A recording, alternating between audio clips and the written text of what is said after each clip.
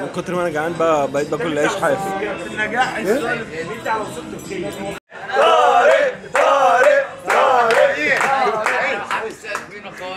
والاستاذ طارق انت طالب ايه يا استاذ طارق؟ من كتر ما انا جعان الاكل نزل ونسيت ان الاكل نزل واكلت، ويعني نص الطبق قرب يخلص ومعظم الناس اكلها نزل خلاص. الحمد لله الحمد لله مسحت الاطباق كلها. طبق اهو بتاعي وده الطبق التاني مسح كله. خليه ممكن احنا بسهوله.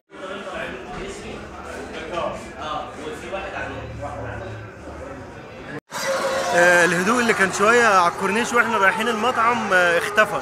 الكورنيش كله زحمه ومحلات هو الهوا هنا بصراحه يجنن. معظم الناس نامت ولسه في ناس بتشيك العجل بتاعها وبتلحم الداخلي عشان بكره الصبح في سباق تقريبا 10 كيلو الساعه 6 او 7 الصبح. هنصحى بدري فمش هيبقى في وقت بكره الصبح. يوم جديد وهنبداوا بسباق. الناس بدأت تاخد العجل بتاعها عشان في سباق في حديقة الشهداء النهارده. أنا دلوقتي على الكورنيش ورايحين السباق. الشوارع فاضية خالص مع إن النهارده السبت يعني مش يوم أجازة زي الجمعة يعني، بس الدنيا هادية خالص. الكورنيش فاضي وده الكورنيش بتاع السويس.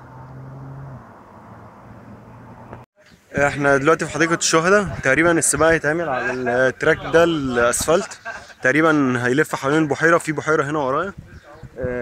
تقريبا السباق هيتعمل حوالين البحيرة لفة كاملة، او ما اعتقد هتبقى اكتر من لفة يعني. ما اعتقدش ان المساحة دي كلها كبيرة يعني. لا فعلا الجنينة دي جميلة جدا يعني. الزرع على يمنا والبحيرة على شمالنا. لا ومساحتها كبيرة يعني.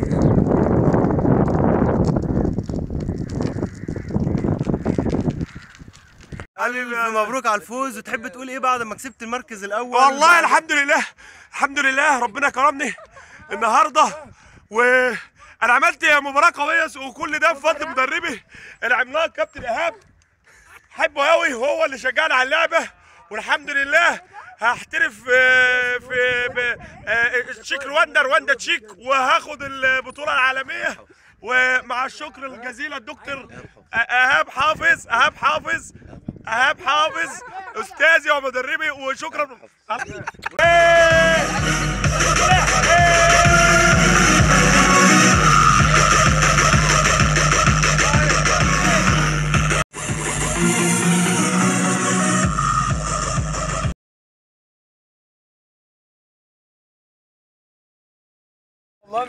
مش عارف عفيفي نزل البحر، بس ما اعرفش البحر عمل فيه كده ليه. ايه اللي حصل ده؟ البحر الازرق. قول له كان الاحمر كمان نزل. الاحمر اهو. كان الاحمر معاك اهو. كان الاحمر. احمد ما صعب. ادوا للناس اللي في البحر. الكائنات دي بقت غريبة جدا. عفيفي وطلعت. حبيبي ايه اللي حصل ده يا جدعان؟ ايه الالوان دي؟ يا جماعه على فكره بيفوتكم كتير قوي هنا، والله بيفوتكم كتير جدا. بنيامين بقى بعد ما حقق مركز رابع النهارده على المستوى العام تقريبا، صح؟ مستوى عام رود يعني. فقال بقى يريح على البحر شويه. ايوه هو ايه مش انا. خلاص بقى رجعنا من البحر. كابتن ايهاب بدأ يربط العجل فوق الميكروباص. راجعين القاهره ان شاء الله.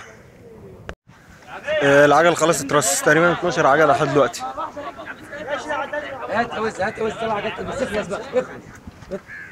المجموعه الاولى خلاص حملت العجل بتاعها 14 واحد. هيروحوا على القاهره. احنا لسه هنشوف ميكروباص تاني. بقى نرجع بيه ان شاء الله.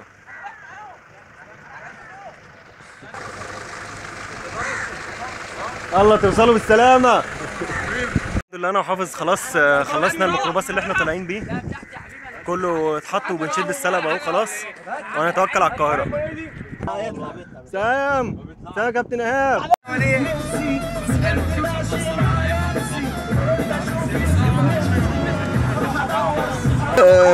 الناس بتجيب حاجاتها قبل ما نمشي، عصير بقى وميه وشيبسي وبيبسي